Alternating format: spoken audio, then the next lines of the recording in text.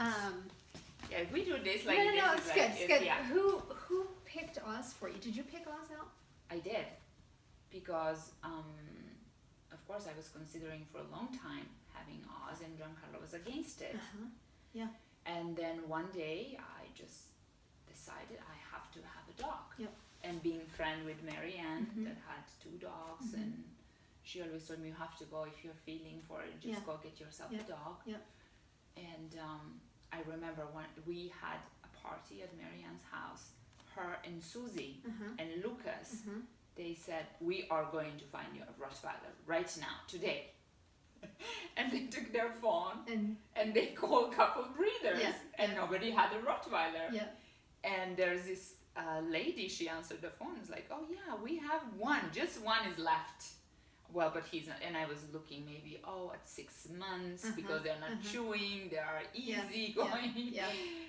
And they are like, yeah, you have a dog, let's go, you have to go get it, you have to go see it, you have to go see it. So day after I go to see this guy, and he was like big, like, oh my god, just such a nice puppy. And he was sold to guy in Chicago. Okay. But it turned out that he backed out. Yes, Whatever. Okay. He couldn't. And it was already, Oz was 10 weeks old. Okay. So it was 2 weeks more into what the breeder wanted. Right. And so Oz was the last one. He was the last one. So I never saw any of his brothers. So I practically didn't pick them. No. Is that right? Right. He was there for me.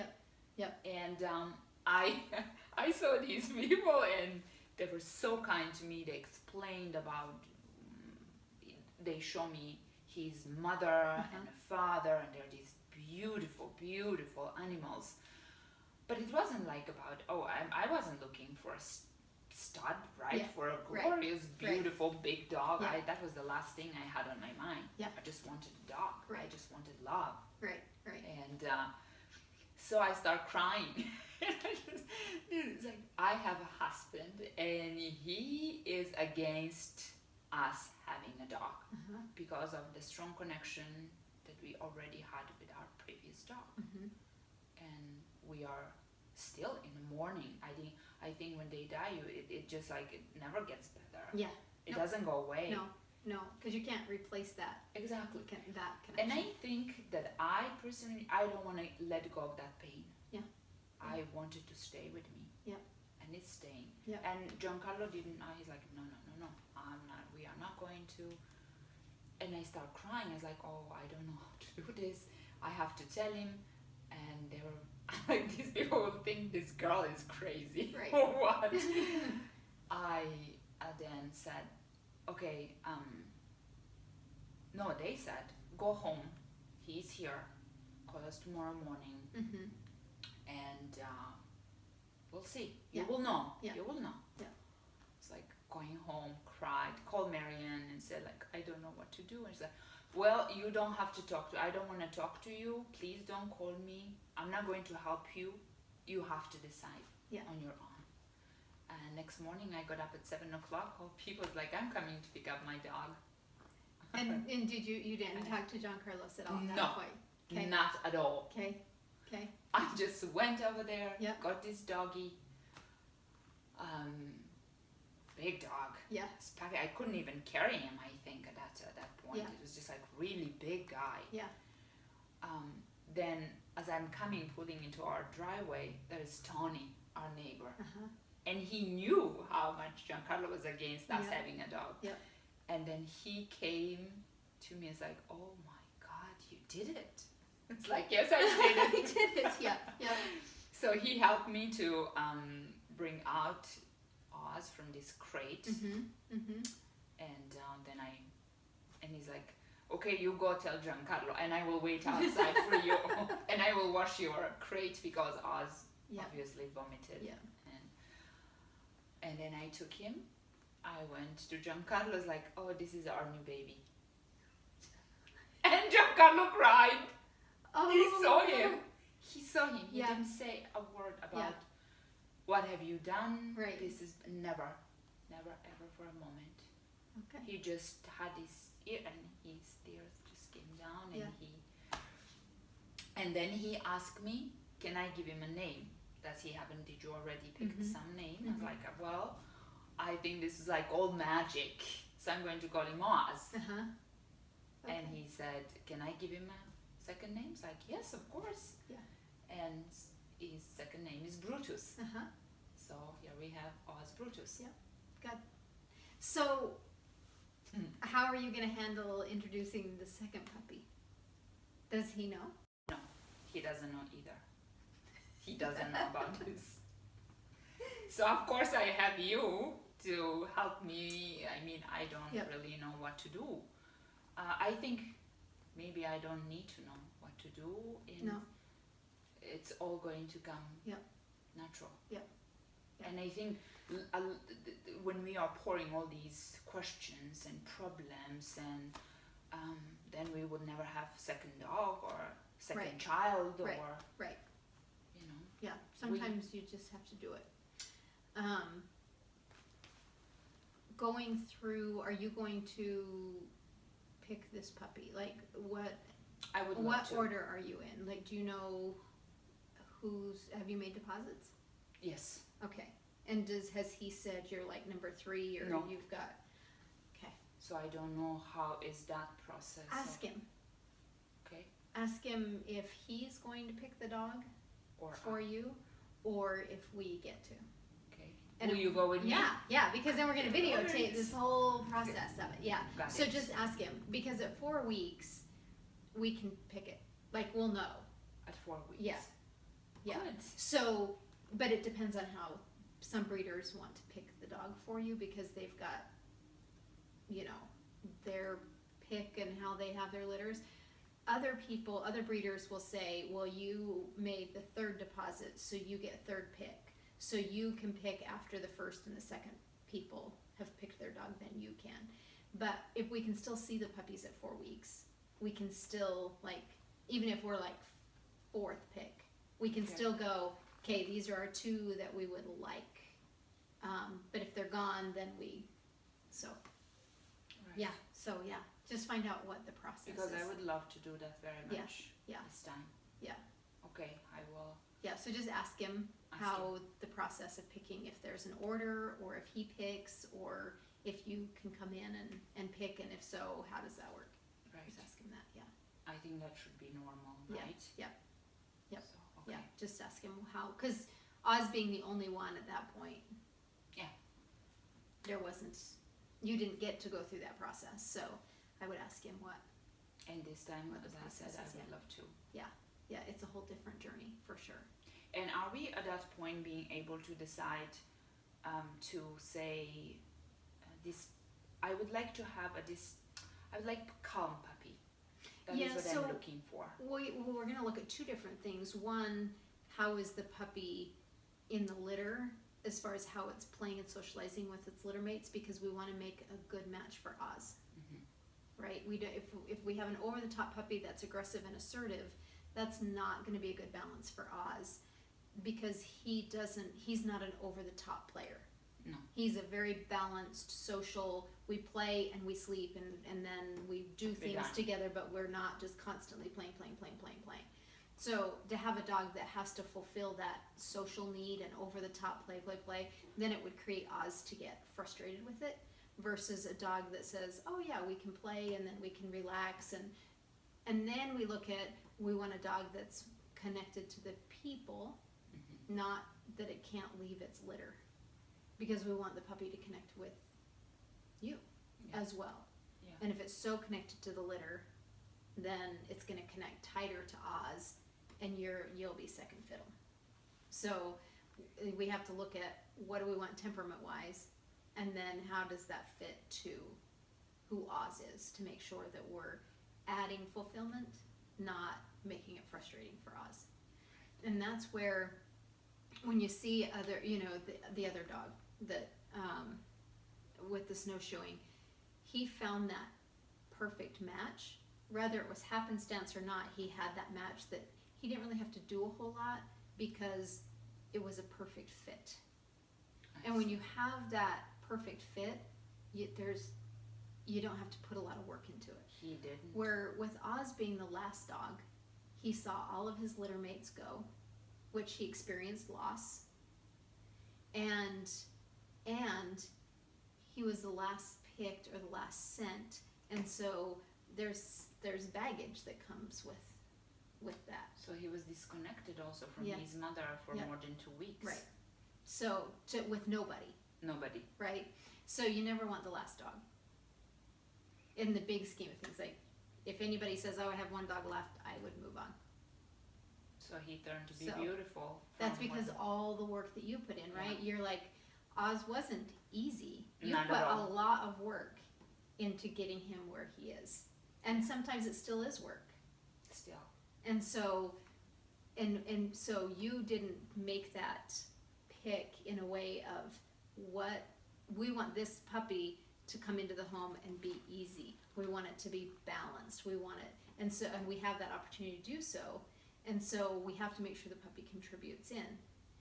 So you put all the work into Oz and going through all that training and knowing what you know now. There's going to be things that you're going to do a little bit different with the new puppy because of all the work that you put in. If Oz was super easy, the second puppy would probably be like, "What have I done?" But now we should get better, right? Our second dog should be like, "Oh, this is a piece of cake. We really don't have to put as much." I mean, you're still going to give it the time. You're still going to do training, but it's not, the energy isn't going to be so great like it was with Oz. So what we've done is creating an online training. So it's a program that anybody can get on, whether it's their first dog or their second dog or whatever, and there's training videos to watch on your own time. And not that we're not going to do lessons, but if it was somebody else signing up for the program, you've already have a first dog and you want to train your second dog, this video program would be good because you have the foundation. And so you just need reminders. Oh yeah, that's right, we did that with Oz. Where that you're not having to put so much money into the intense training that you did with Oz, where the video training program is, oh yeah, that's right. Yeah, this is what we do, and it would all come together because your training journey with Oz has never stopped. You've never stopped training Oz, right? So what do you feel like Oz, the good things that Oz brought into the family? Well, he brought a lot of, like, I think, this emotional, and he created, like, he trained us, really. Our mind went working all the time. Yeah. And thinking. Yeah. And he shows, like, things that I think we never experienced before. Yeah. It's like this immense love for him, responsibility. I think Oz kept me and Giancarlo together because so many times, even when we got into fights, we didn't talk to each other. Yeah. We had to. Yes. Because there's Oz. There's somebody who depends on us. Right. Whether to take him out or give him water or food or his medication. Yeah. So I don't know, I think maybe he brought much more to us than if we are just trying to make who more. It was just fantastic. Yeah. What were the negative things that Oz has brought? Negative? I don't think really that he brought negative things into our life. Good. Was there ever a time that you thought, never. Oh, why do I have a dog? Never, ever. Yeah. He brought everything beautiful to our life. Good. Every day, every single day. What did training do for you and Oz?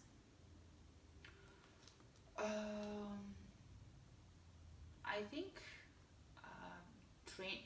that training is like one of the most important thing for whoever is going to have a dog.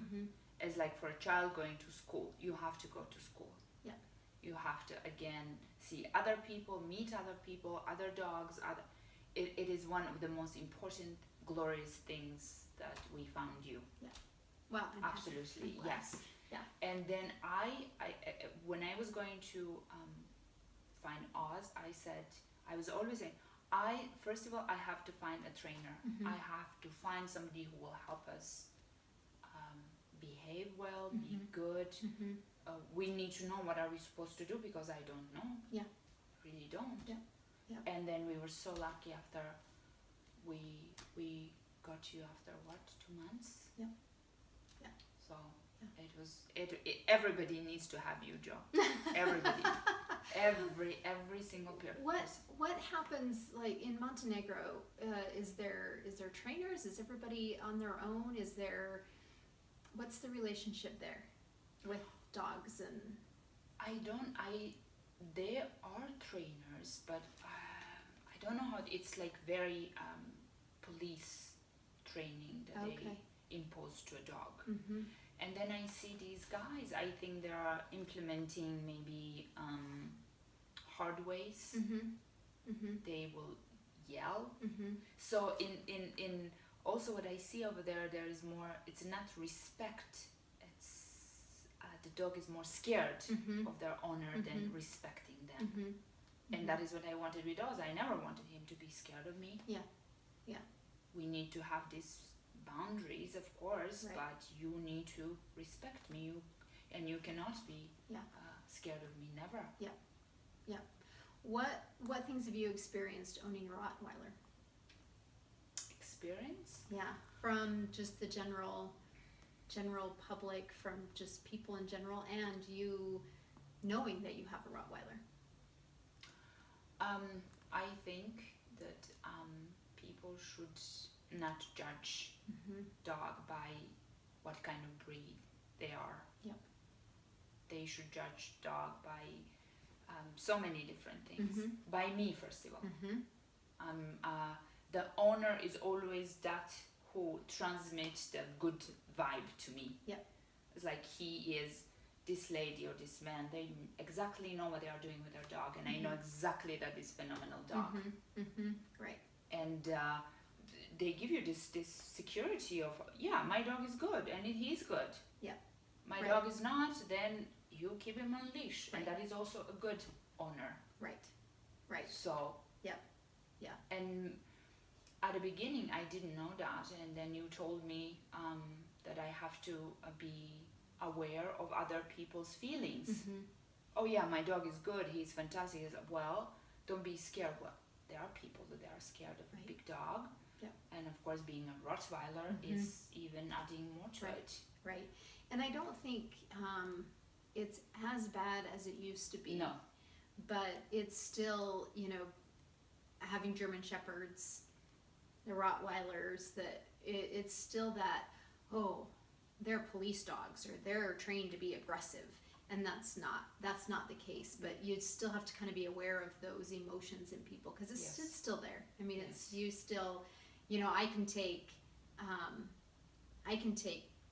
our Chow and walk down the road, and people gravitate to her. And in general, Chows are aggressive. Mine's not, but in general, they're very people aggressive. But she looks cute. She looks fluffy. She looks inviting.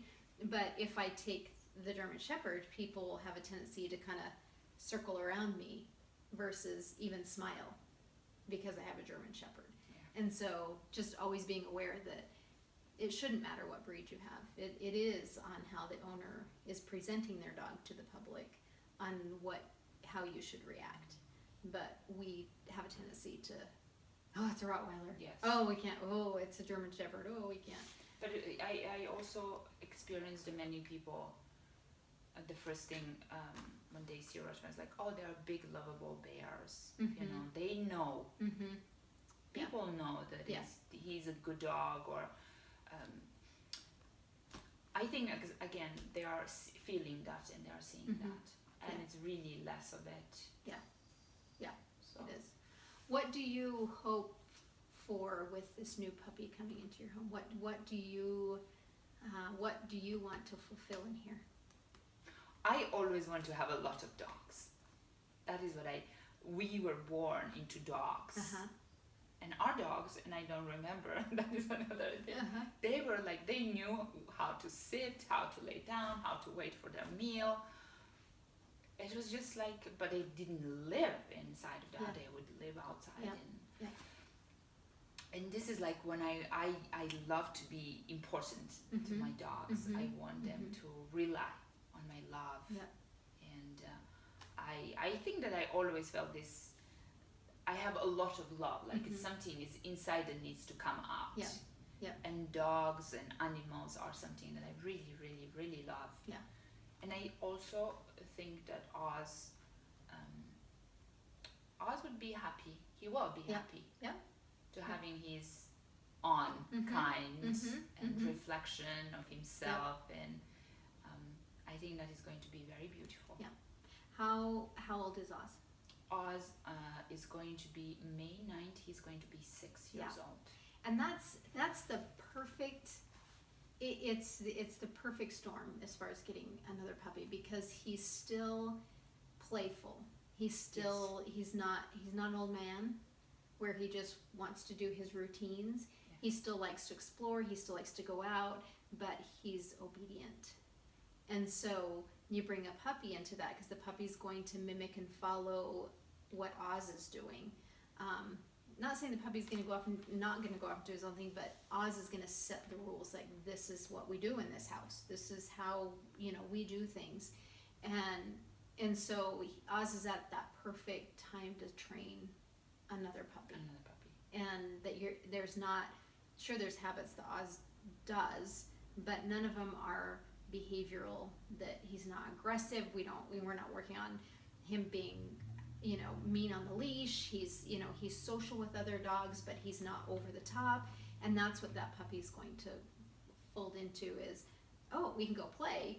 And the puppy may play differently, but he'll see that Oz, okay, we play and then move on. We don't sit there and get into confrontation with it. So when you're looking at adding another dog, I always suggest waiting for the dogs to be somewhere between 4 and 7 before you add another dog. So it's just the perfect, Oz is ready. He's ready. And they're dogs are family animals. They're not living out in away in these feral dogs that come in and eat, and like, it's a family. And so, adding another dog is, you shouldn't add another dog to, you want Oz to be happy. Oz is happy with his family. So you're adding a family member to enhance everybody's life. It's not just for Oz. And Oz will enjoy, Oz will teach, you'll see Oz make a shift in him now being a teacher instead of necessarily the companion. But the whole family should find the joy in adding. It's not, well, we're getting another dog because Oz needs another dog to entertain him. No, because you balance Oz's life out. He doesn't need another dog. We're adding a family member because we want to give that back. We want to share that love and that joy with more, not that Oz needs it. And that's where a lot of people go into, like, oh, my dog needs a dog to keep him company. They don't need that. They don't care about that. As long as you as a dog owner are balanced with them. But adding it, they sure like it. I mean, they enjoy it too, but it shouldn't be for him. Because he doesn't know what that means, or he won't be able to live up to that.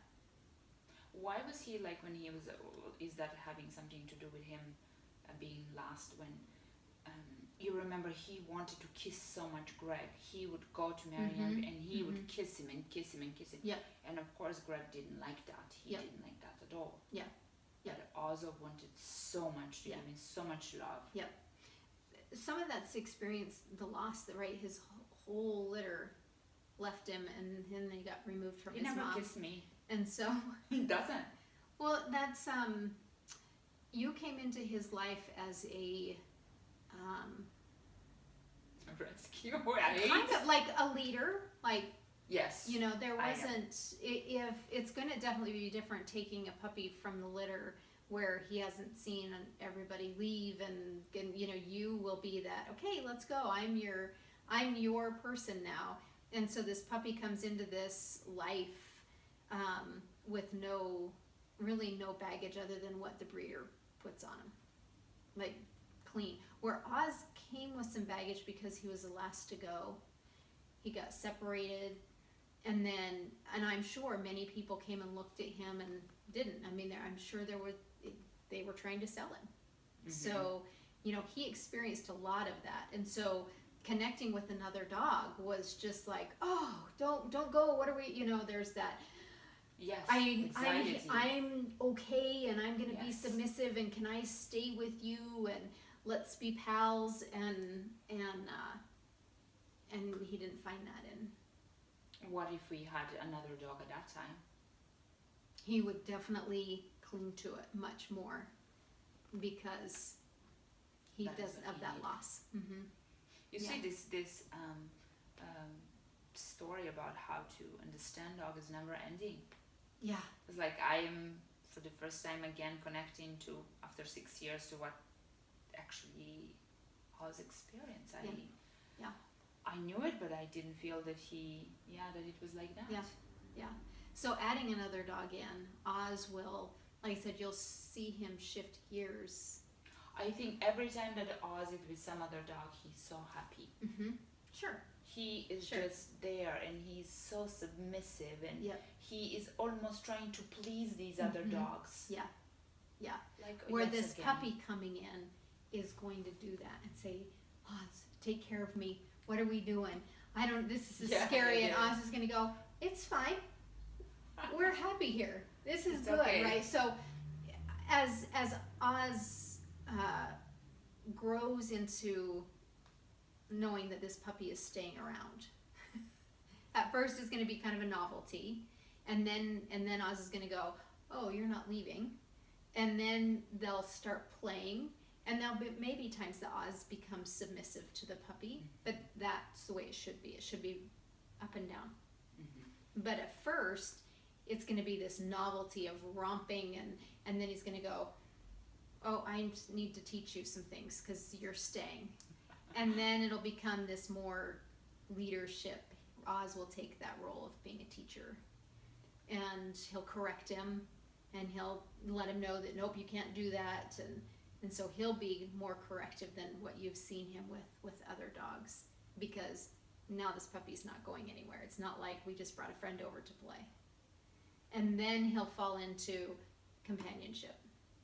It's kind of this cycle that he'll go That through. is going to be beautiful. Yeah. All of this is so beautiful. It sounds beautiful. Yeah. And my vision of it is going to be really beautiful. And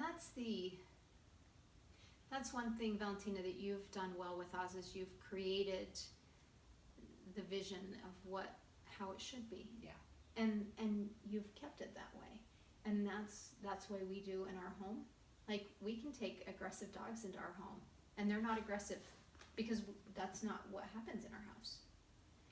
And so you have a vision, and everybody should have this vision of how owning a dog should be. That is what you asked me first time, and I show you. And I think that is beautiful. That was an absolutely beautiful question. Like, what do you want? What is the vision of your dog? And I show you that video of that gentleman. He's like, yes. Yeah. So I had everything prepared in my head. Mm-hmm. Right. And I do even now. That's right. And I want everything to be happy. Yep.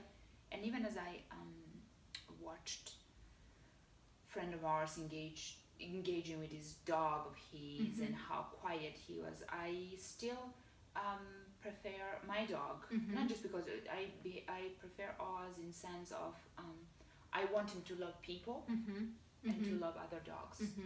And he is really loving. Yeah. Like, all this aura about Oz is about love. He wants to give you love. Right. He wants to receive love. Yep. It's nothing but love. Right. But it's very balanced. Yes. Yeah. Because Oz isn't needy. He is not. Yeah. He's not touch me, touch me, touch me, touch me, touch me, touch me. He gets it. He gets it. Yep. And that's because you get it. And that's who you are. Thank you. Yeah. So it's good. Thanks to you, everything is possible. Well, you are you're an example of you never stop training. Even though our lessons ended, you have never stopped training. You know, you're not teaching. Yeah, you're not. Please help it's me. not sit every time. It's not down every time. It's what's next for Oz? Where's Oz struggling, so I can make sure that he continues to be balanced. And when you stop training and you go, oh, they're two, they're an adult, they are what they are, that's where people just start accepting behavior versus, no, I want him to be happy. I want to be able to continue to take him out off leash and him be social and be happy and obedient. And so you've never let that go. And so Oz gets to do a lot. You can really take Oz anywhere. And Oz will be totally fine. He would. And so where all of a sudden we find, well, we can't really go sit and have coffee because my dog barks all the time, or they're pulling all the time, or they're trying to go see other people, where you can take Oz and he'll lay down and we can have coffee, and you almost forget that he's there because you've worked hard, and you always work hard at something new. We're going to go do this, or we're going to go do that, and that's the piece that a lot of people just stop. They go, well, this is who they are. And that's not true. A dog is always growing. So I just think that you're just a great example of that. So I just love it. Jo. Yeah. Thank you. Yeah. I always wanted him to be better and better, and I sometimes look at him like, well, it's not this, like, how do people call it, stimulating their mind or something. Yeah. I think he's stimulated all the time. Yep. It's us, just like I sitting in a chair watching TV. I have never been that kind of person. Right. Yeah. We go out, we go something, Yeah. and I talk to him kind of all the time. I said, I think that he understands. Mm-hmm. You bet he does. He does. It's like, although you can't do these things, this isn't good. Yeah. And he looks at me, he's like, oh, really? Mm-hmm. Okay, so how are we supposed to make this better? Right. And then I show him. Yep. Yep. Right. And it's good. Yeah. He is good. Yeah. And my neighbors love him no matter what sometimes. Yeah.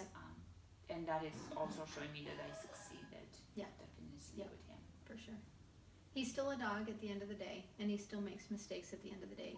But you don't take that as, well, there's nothing I can do about it because he's 6 years old, right? Mm-hmm. You're always working on, there's that perfect storm. There's something that startles them. They're a dog at the end of the day, in the moment of right there. And so you've never just accepted bad behavior from him.